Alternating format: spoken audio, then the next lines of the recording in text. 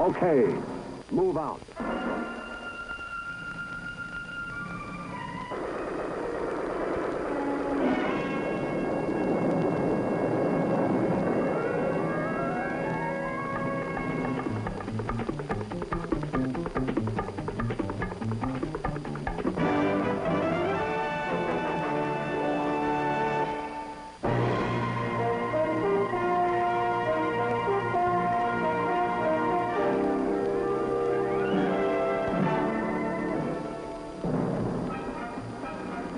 From out of the skies over Vietnam come the Screaming Eagles, the heroic paratroopers of the 101st Airborne Division.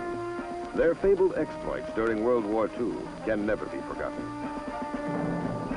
In December 1944, outnumbered and surrounded by the Germans at Bastogne, the men of the 101st courageously fought on. When the Germans ordered them to surrender or be annihilated, their acting commander, Brigadier General Anthony McAuliffe, gave the historic reply, nuts, and they stood until the Germans were defeated. It is in this same tradition that the men of the Screaming Eagles, 1st Brigade, today serve on the jungle battlefront of Vietnam.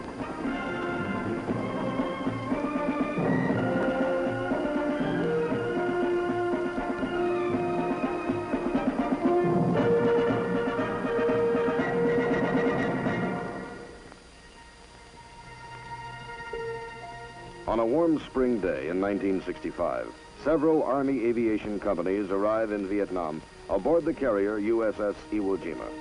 It is the beginning of the Army's air mobility buildup, the first of the assault helicopters, which soon will fill the air over this embattled land.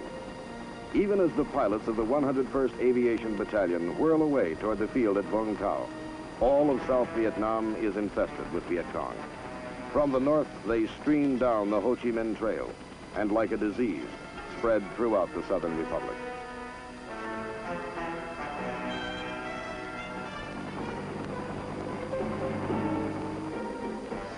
Into this setting come the first of the Screaming Eagles, the aviation crews of Company A, forerunners in the massive American military buildup to stop the communist enemy. For the Republic, this is a time of desperation.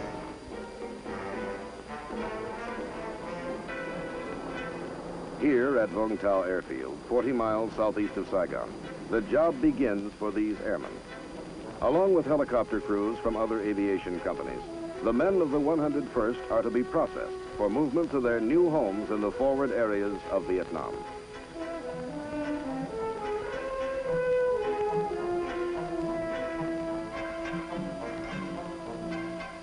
Their mission now is to create the helicopter bases from which U.S. Army forces can be flown into combat against the Viet Cong.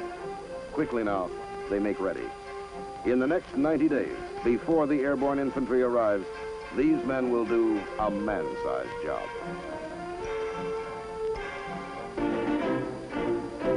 On the 29th of July, 1965, the 1st Brigade of the 101st Airborne Division arrives at Cam Ranh Bay.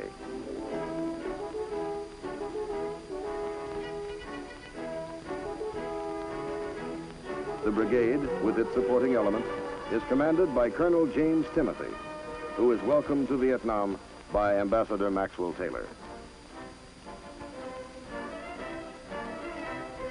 And by General William Westmoreland.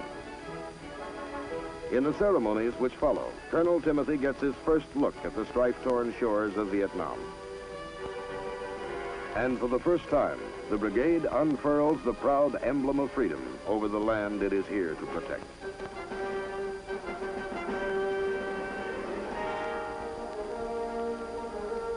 To Ambassador Taylor, the occasion holds a special meaning, as the one-time commander of the 101st talks to his son, Captain Thomas Taylor, now a member of the Screaming Eagles. Concluding the day's events, some of the airborne infantrymen stage a parachute jump for Ambassador Taylor and General Westmoreland.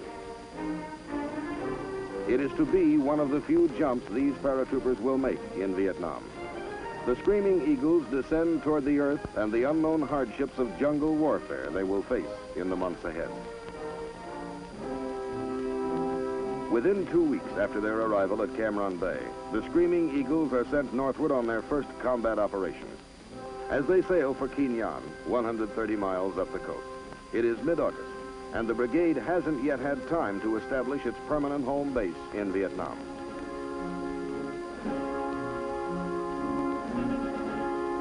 While the Vietnamese are celebrating the Lantern Festival, the men of the 327th and 502nd are moving inland from Quy Nhon to An Khê in the Central Highlands.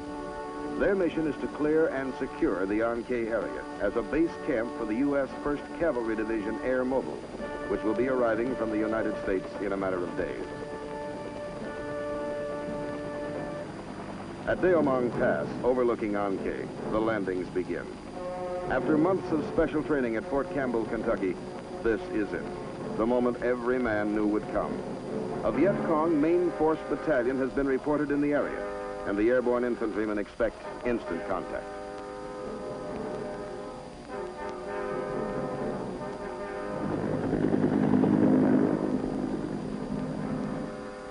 But it doesn't come. The Viet Cong are evasive, biding their time. It is an anticlimax for the men. This is their first lesson in Vietnam. No big battles when expected. Instead, a nagging war of attrition with primitive booby traps and snipers, small unit actions and ambushes in the jungle. Only when he thinks the situation is favorable will the enemy show himself in force.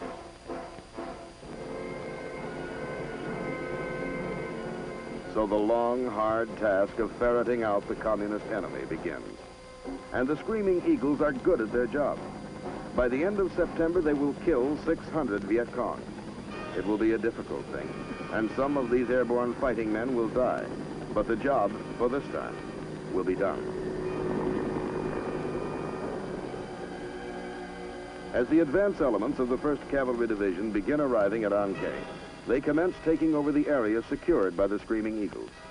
Finally, the men of the 101st Airborne are free to head south and establish their own home base in Vietnam.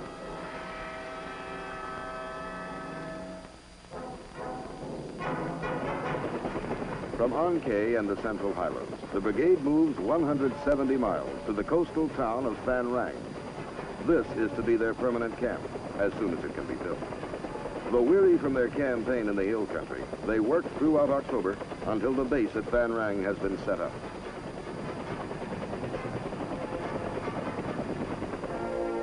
General Westmoreland visits the Screaming Eagles on Thanksgiving Day, 1965, and inspects the camp at Phan Rang. He is pleased with their performance at An Khê and congratulates them on a job well done. Even as he returns to Saigon, the brigade is conducting local search and clear operations. As the new year begins, the entire brigade is deployed to Tuy Hoa, 100 miles to the north in Phu Yen province. Known as the Rice Bowl, this is the richest rice-growing region in central Vietnam. From this fertile area come crops to feed all the people of central Vietnam.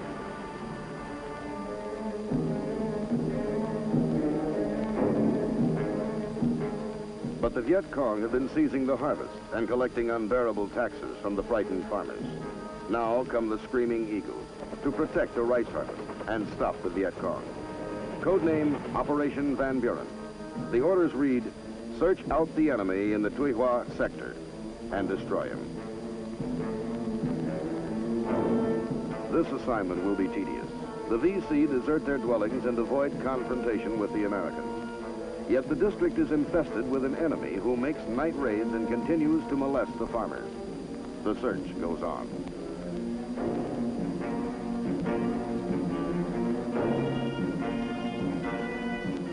Brigadier General Willard Pearson takes over command of the Screaming Eagles on the 29th of January, 1966. He steps up the pressure on the Viet Cong. Fire!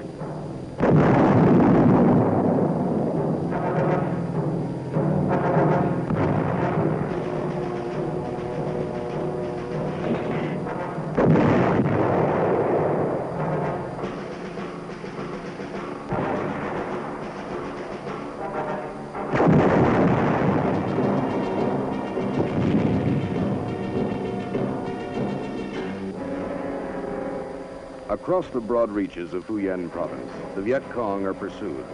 For the most part, they evade capture and withdraw to disappear in hidden underground sanctuaries. In the wake of U.S. military operations, the enemy rice raids diminish. But the VC themselves mingle with the local people and often are bypassed, attacking our units from the rear at night.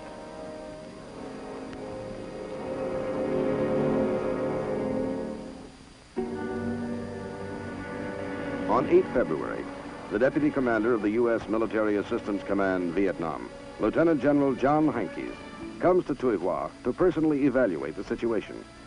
What he sees convinces him that the enemy is well entrenched in the district, that it will require repeated efforts by the 101st to dislodge these communist guerrillas.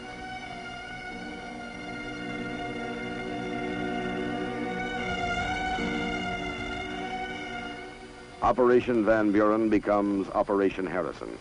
February becomes March, and daily the Screaming Eagles patrol the jungles and foothills surrounding the rice fields of Tuy Hoa. Enemy main force headquarters are located and hit by the U.S. Air Force with B-52 bombing raids. The men of the brigade go in to check the results and prepare field reports for Air Force intelligence.